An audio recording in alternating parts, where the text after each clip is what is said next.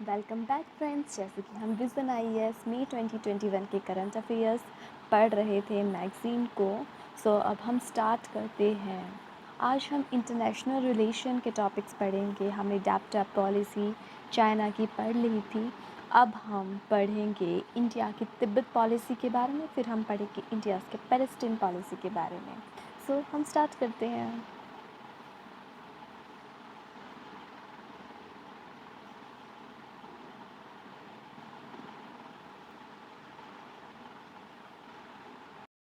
हम देखते हैं इंडिया की तिब्बत पॉलिसी क्या है। चाइना ने कंप्लीट कर लिया है construction of a strategic significant highway in Tibet region. देखिए, आप देख सकते हैं जैसे कि ये है तिब्बत रीजन, जो कि यहाँ सिचुएटेड है। ये चाइना के कंट्रोल में है। उन्होंने ये यहाँ पे बॉर्डर कंस्ट्रक्ट करके उनको ग्रेटेस्ट एक्सेस हो चुका है अरुणाचल प्रदेश के पास। ये अरुणाचल प्रदेश के पास उन्होंने हाईवे को कंस्ट्रक्ट किया है। द हाईवे ये पास्ट करता है वर्ल्ड के डीपेस्ट कैनॉल से, जो कि है ब्रह्मपुत्र रिवर में, और ये कनेक्ट करता है नियंगची टू मेदोंग काउंटी, जो कि बॉर्डर करता है areas of Arunachal Pradesh.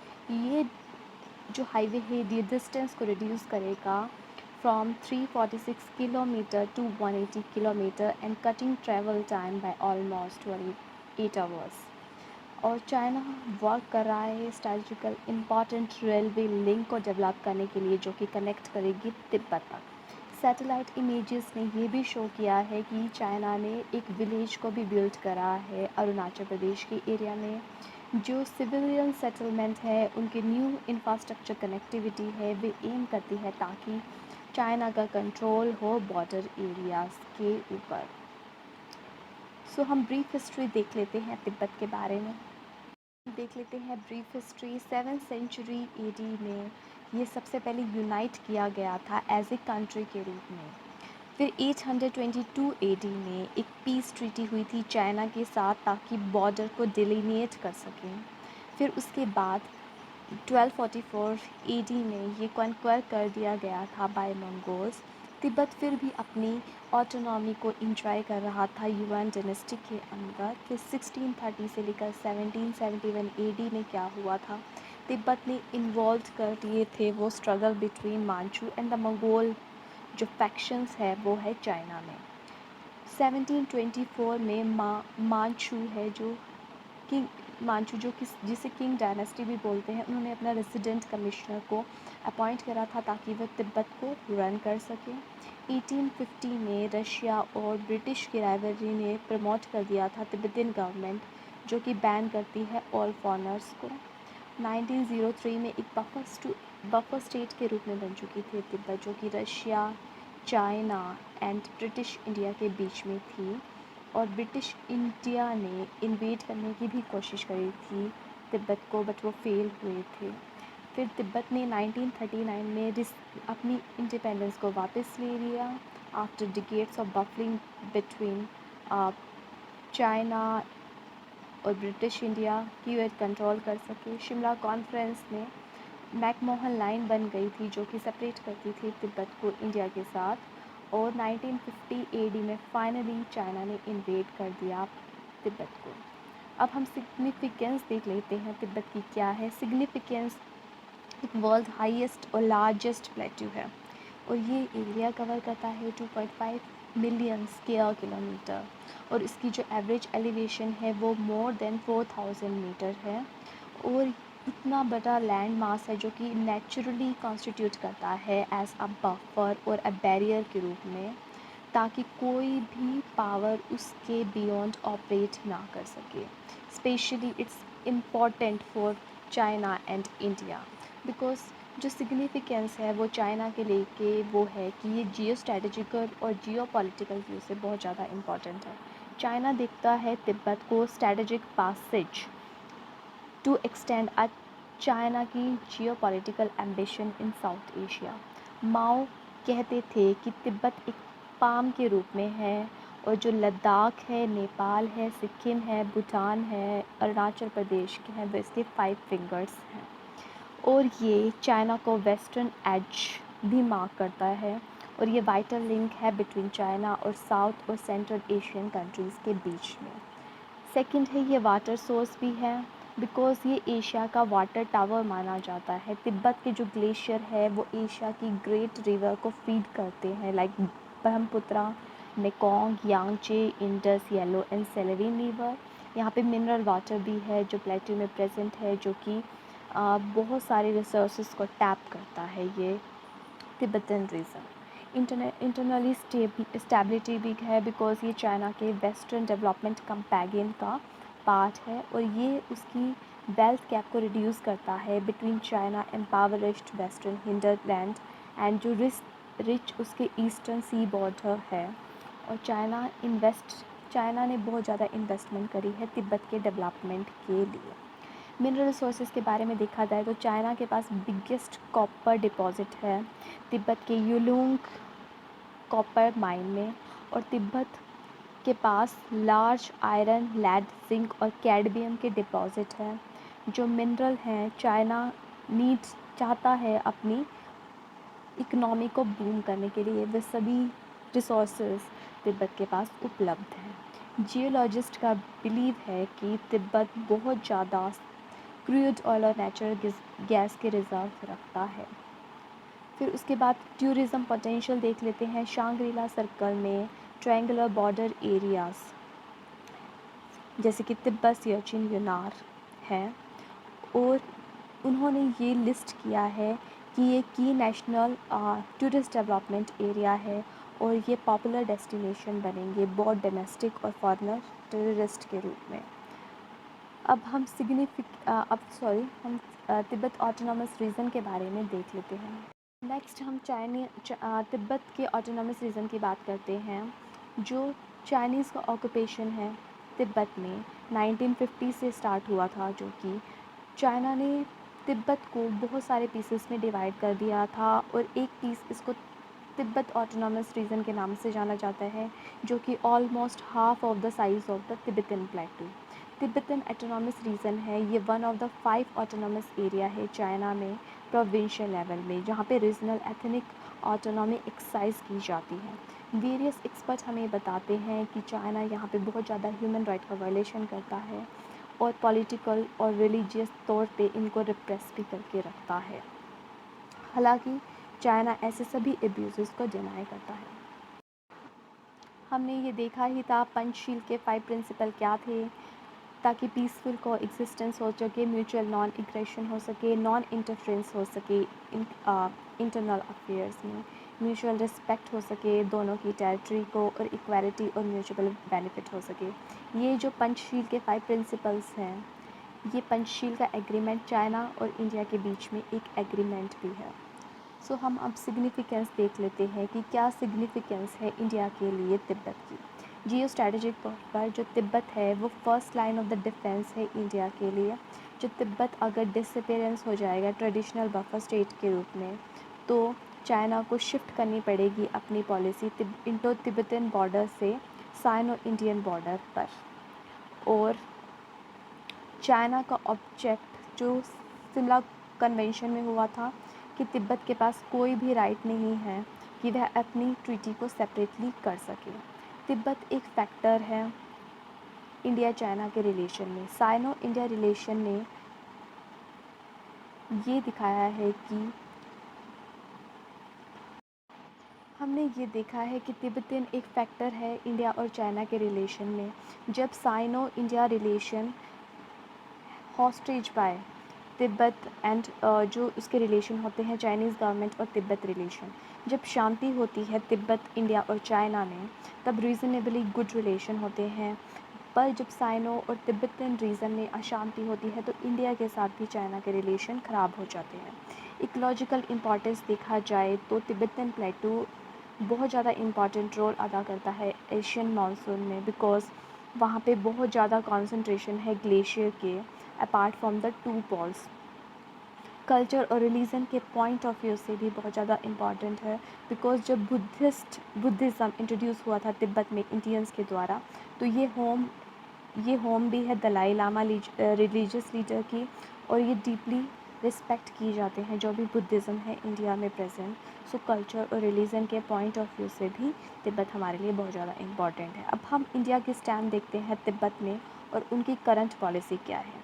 China ने जब इन्वेट करा था तिब्बत को, तो तिब्बतन गवर्नमेंट ने अपील करी थी यूनाइटेड नेशन इंटरवेंशन में, परंतु जो इंडियन के डेलीगेशन थे उन्होंने बताया था कि पीसफुल सोल्यूशन होना चाहिए इस प्रॉब्लम का, और दोनों पार्टीज़ के बीच में पीसफुली रिजॉल्व होना चाहिए मैटर। इंडिया ने ये भी एक्सेप्ट किया था कि उनका जो उन्होंने डाउनग्रेड कर दिया था अपना जो उनका फुल फ्लैश मिशन है लहासा में कॉन्सुलेट जनरल के रूप में 1952 में। अब पंचशील एग्रीमेंट के तहत जो एग्रीमेंट है ट्रेड के लिए, इंटरकॉर्स के लिए between the Tibetan region of China and India, India ने एक्स्ट्रा टेरिटोरियल राइट ले लिए थे तिब्बत में, जैसे कि मिलिट्री एस्कॉर्ट, पोस्ट ऑफिस और टेलीग्राफ एक्सेट्रा। और इंडिया ने एक्सेप्ट भी कर लिया था कि तिब्बतियन इंटीग्रल पार्ट है चाइना का। और तिब्बतियन का जो नेशनल अपराइजिंग हुई थी लहासा में 1959 में, जिसकी वजह से दलाई लामा और उनके 80,000 जो तिब्बतियन उनके शिष्य थे वो भी रेफ्यूजी के रूप में आ गए थे इंडिया, नेपाल एंड भूटान में। तिब्बतन की जो एक्साइल एडमिनिस्ट्रेशन है, सेंट्रल तिब्बतन एडमिनिस्ट्रेशन है, वो आज भी वर्क कर रही है धर्मशाला में। पहले ये मसूरी में थी, पर later on they shifted toward Dharamshala. अब हम जो प्रेजेंस है दलाई लामा की और जो तिब्बतन एक्साइल गवर्नमेंट की है, वो एक फैक्टर है जो कि 1962 वॉर जिसकी वजह से हुआ था और Tibetan external source of tension बन चुका था साइनो इंडियन रिलेशनशिप के लिए। और तिब्बतन का हमारा जो स्टैंड है, इंडिया का जो स्टैंड है regarding Tibet as a part of China, वह दोबारा से फिर आया था 1988 में। 2003 में इंडिया ने रिकॉग्नाइज़ कर दिया था कि तिब्बतन ऑटोनॉमस रीजन ये एक टेरिटरी पार्ट है पीपल्स रिपब्लिक ऑफ चाइना की। चाइना ने एक एग्जीक्यूटिव पॉलिसी को भी पास करा है तिब्बतियंस के लिए, जिसको कहते हैं तिब्बतियन रिहैबिलिटेशन पॉलिसी 2014। ये पॉलिसी फोकस करती है तिब्बतियन के वेलफेयर के बारे में इंडिया में, और ये डिवाइड करती है जो भी सब्सटेंटिव रेलेवेंस होगा कोर इशू जो कि तिब्बत में होंगी, जैसे कि that is destructive Chinese policy है जो तिब्बत में, और तिब्बतियन की डिमांड है जो फ्रीडम के लिए तिब्बत में।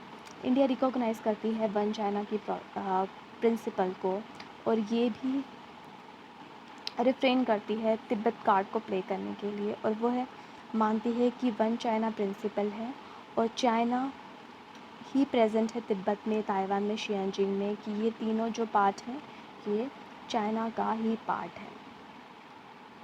अब हम देख लेते हैं Tibetan policy and support act of USA.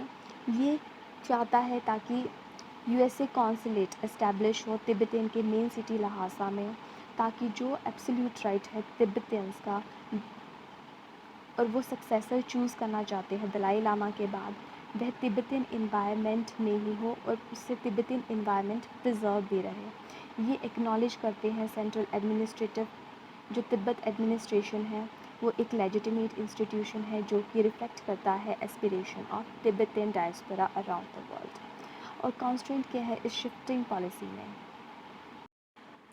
अगर हम अपनी शिफ्ट पॉलिसी को शिफ्ट करेंगे, जो हम चाइना को सपोर्ट करते हैं तिब्बतियन मैटर में, तो क्या उससे इफ़ेक्ट होगा।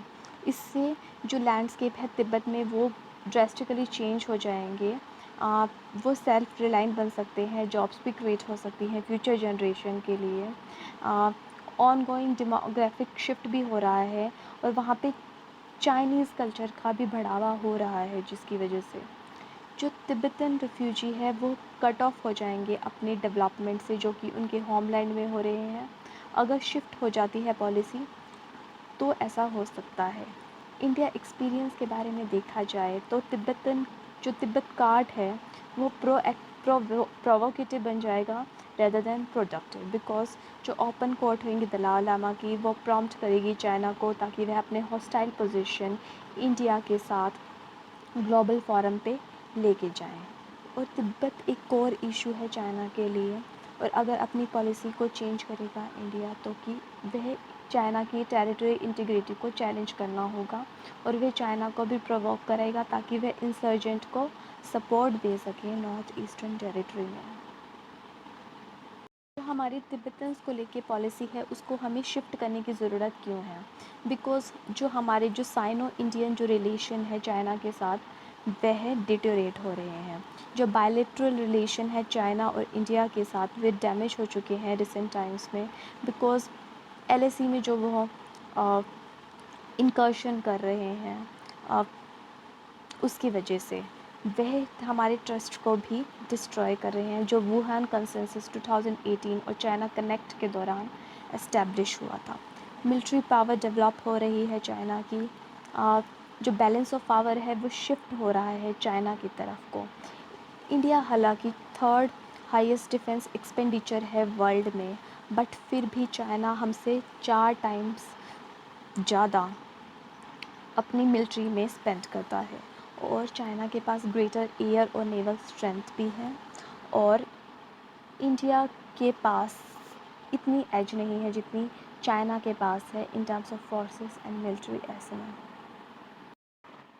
नेक्स्ट हम देख लेते हैं जो इंडिया का ग्लोबल एस्पिरेशन है कि वह परमानेंट मेंबर बने यूनाइटेड नेशन सिक्योरिटी काउंसिल का। ये भी एक्सेलरेट कर रहा है चाइना के एग्रेशन को। इकोनॉमिक लॉस हो रहे हैं, जो कंटिन्यूस ऑक्यूपेशन है तिब्बत में, वह एक इंडियन टैक्स पेयर को कॉस्ट करता है 462.8 billion without any adjustment in inflation and exchange rate reduction, that is about $7.26 billion annually. और लास्ट है हम ताकि हम अपने नेशनल इंटरेस्ट को बचा के रखें तिब्बतन्स के लिए। रोड अहेड क्या हो सकता है इसमें देखते हैं। pragmatism demand that to secure our own interest और security of the people जो कि बॉर्डर में रह रहे हैं, there is need to rethink not only toward Tibet but also Tibetan refugee के लिए भी, but also the entire Himalayan belt। some suggestion है इस डायरेक्शन में कि हम रिकॉग्नाइज़ करें तिब्बत को as a part of China. वह कॉन्टिजेंट है तिब्बतन ऑटोनॉमी की, हमें रिस्पेक्ट करनी चाहिए और उसको प्रिजर्व भी रखना चाहिए। इंडिया ने भी हार्ड रिस्टोरेशन करनी चाहिए तिब्बतन्स ऑटोनॉमी की। हमें ऑफिस भी बनाना चाहिए नॉर्दर्न फ्रंटियर और तिब्बतन अफेयर्स के लिए अंडर पीएम ऑफिस। हमें इंटरनेशनल कॉपरेशन भी चाहिए ताकि जो सेंट्रल तिब्बतन एडमिनिस्ट्रेट की प्रॉब्लम को हम सॉल्व कर सकें और उनको सपोर्ट दे सकें इंटरनेशनल कम्युनिटी का, जैसे कि Tibetan policy and support of act of USA है तिब्बत के लिए। और Dalai Lama 5 point peace plan है जो उसको इंक्लूड करना चाहिए ताकि ट्रांसफॉर्मेशन हो सके तिब्बत का into a zone of peace and respecting fundamental human right, ताकि उनको ऑटोनॉमी मिल सके और नॉर्मलसी आ सके तिब्बत में। सो ये हमारी इंडिया की जो तिब्बत पॉलिसी है वह कवर हो चुकी है। नेक्स्ट लेक्चर में हम इंडिया की पैलेस्टीन पॉलिसी के बारे में पढ़ेंगे। So thank you so much.